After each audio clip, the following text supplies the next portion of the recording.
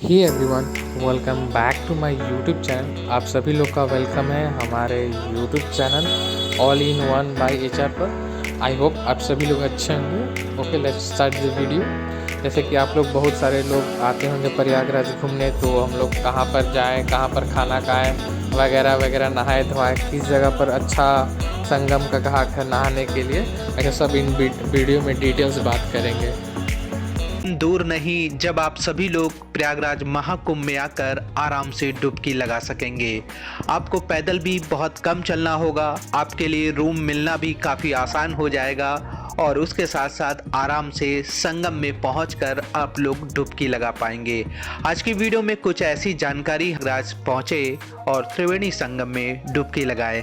बस आपको एक छोटा सा काम करना है, इस वीडियो में दी गई सभी जानकारी को सुनना है। शुरू से लास्ट तक इस वीडियो को देखिए।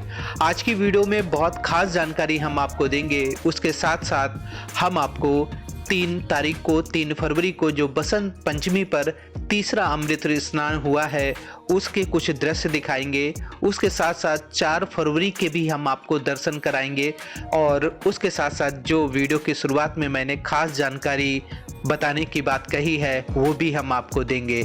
उस जानकारी इतनी ज़रूरी है ना, जो बहुत सारे लोग नहीं आ रहे थे, उसे जानने के बाद उनके भी कदम जो हैं प्रयागराज की ओर बढ़ेंगे और संगम में आकर डुबकी लगाएंगे।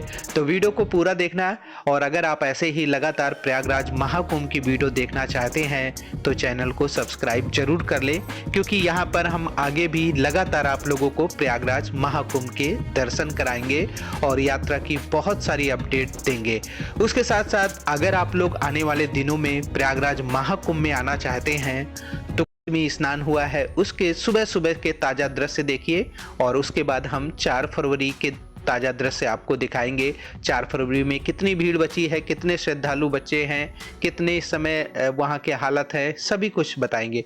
तो देखिए 3 फरवरी को सुबह सुबह बहुत सारे श्रद्धालु, कह सकते हैं कि रात से ही लगभग 12-1 बजे के आसपास ही लोगों घाट की तरफ बढ़ने लगे थे। लोगों को पता था कि जल्दी से हम पहुंच जाएं और सबसे पहले हम संगम में डुबकी लगाएं, क्योंकि बसंत पंचमी का जो पर्व है वो 2 तारीख से स्टार्ट हो गया था। इसी वजह से 2 तारीख की रात को ही बहुत सारे श्रद्धालु संगम की ओर बढ़ रहे थे और वही दृश्य आप सभी लोग इस वीडियो के माध्यम से देख रहे हैं।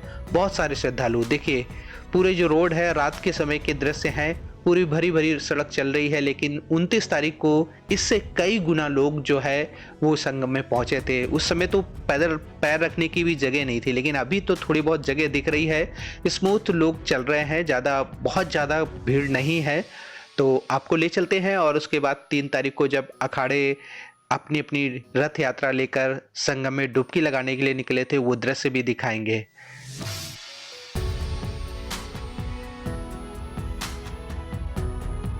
5-6 बजे के आसपास के ताज़ा दृश्य आप सभी लोग देख रहे हैं। नंदीद्वार से संगम तक जो दूरी है वो लगभग 1200 मीटर के आसपास है। आपको सीधे रास्ते में जाना होगा, उसके बाद राइट मुड़कर आप संगम में पहुंच सकते हैं और डुबकी लगा सकते हैं।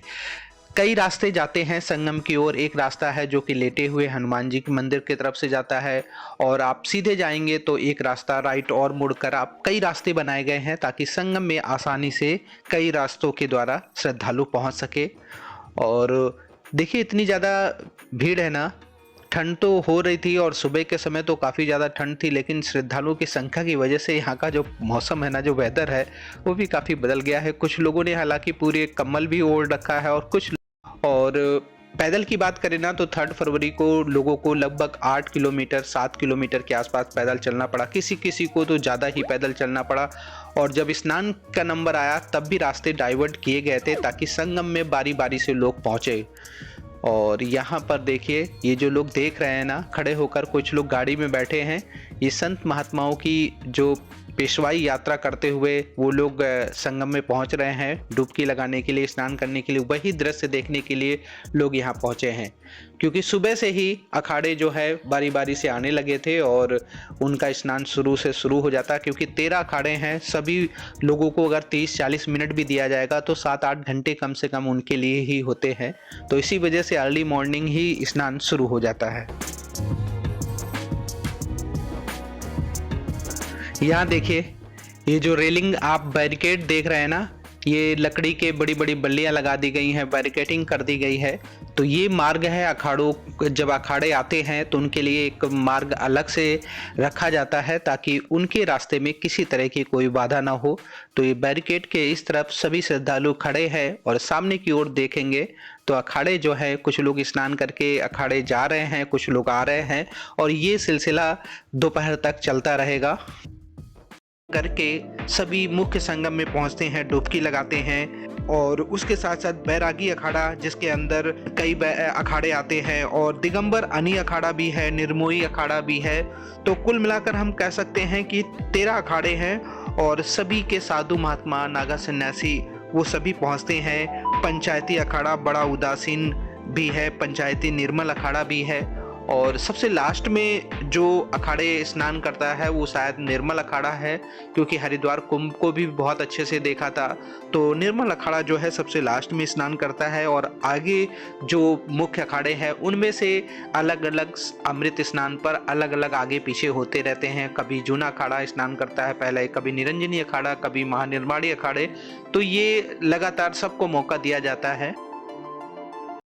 बसंत पंचमी में हुआ है, इसमें काफ़ी ज़्यादा कम श्रद्धालु देखने को मिले हैं और आई थिंक उसका रीज़न यही हो सकता है कि जो 29 जनवरी को हुआ था, जो भगदड़ हुई थी, उसी का असर देखने को मिल सकता है। और ऐसा भी हो सकता है कि संगम की तरफ कम लोग आए हैं, जो आसपास के सभी जो घाट है हो सकता है कि उन लोगों को उन्हीं घाटों पर ही भेजा गया हो।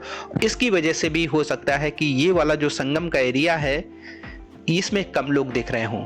और देखिए हेलीकॉप्टर से पूरे दिन कह सकते हैं कि रुक रुक कर ऐसे ही फूलों की वर्षा के भी ताज़ा दृश्य दिखाएंगे। ये 3 फरवरी को मैंने ऐड इसलिए किया था कि जो लोग अमृत स्नान के दृश्य नहीं देख पाए हैं वो लोग भी दर्शन करते। देखिए यहाँ पर कितने सारे जो नागा सन्यासी है ना, बहुत तेजी रफ्तार से चलते हैं क्योंकि लिमिटेड समय होता है, सभी को मौका देना होता है। तो प्रशासन सभी लोगों को टाइम जो है 40 मिनट, किसी को 35 मिनट ऐसे दे देते हैं और इसी टाइम में इनको स्नान भी करना होता है और यहाँ से दूसरे रास्ते से होकर निकलना भी होता है। क्योंकि जो है ये मान के चलिए, अगर नॉर्मल डे में आते हैं, अगर आप माघी पूर्णिमा 12 फरवरी और 26 फरवरी शिवरात्रि का स्नान छोड़ दिया जाए तो आप लोगों को हो सकता है कि 1-2 किलोमीटर ही पैदल चलना पड़े।